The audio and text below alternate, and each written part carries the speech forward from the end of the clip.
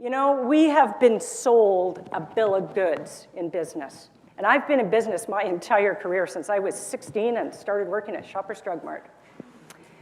And this bill of goods that we've been sold is survival of the fittest. And I, as an author, I love words. Words are a very big part of my life and how they interplay with each other. And if you actually look at The Descent of Man by Charles Darwin, where we actually get the whole concept of survival of the fittest came out of this book, if you were to actually take that book apart and build it down just a little bit into how many times has each word actually been used, let's actually look at that in a deeper way. Love is used 95 times, moral sensitivity 92, cooperation 27, competition 12. Survival of the fittest is actually only mentioned twice. And we have built an entire business off of something used twice. So here's my disruptive thought. Maybe we should look at survival of the kindest as opposed to survival of the fittest.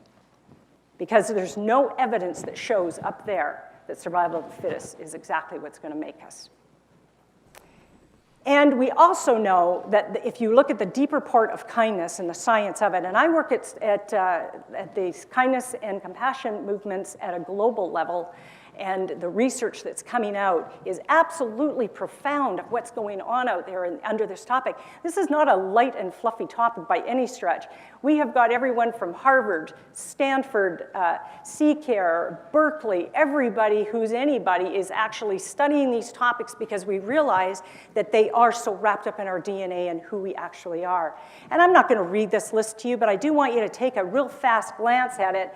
These are just some of the side effects that we actually start to get when you start to bring kindness at a deeper level into your life and into the work that you do. These are some of the great side effects that we start to see.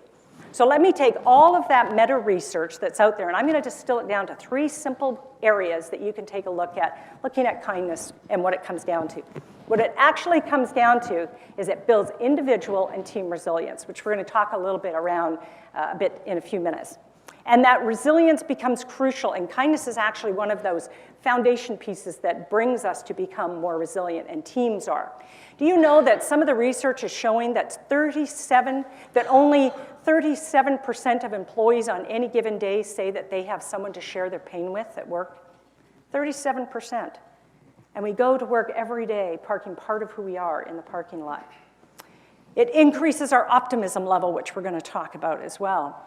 And optimism is probably the best pill that you can take, both on a service level and on an individual level. You know, the World Health Organization tells us that by the year 2020, 3 years from now, malignant sadness will be the second most debilitating disease in the world. And that's depression. Do we need more optimism in the world? I'd definitely say so.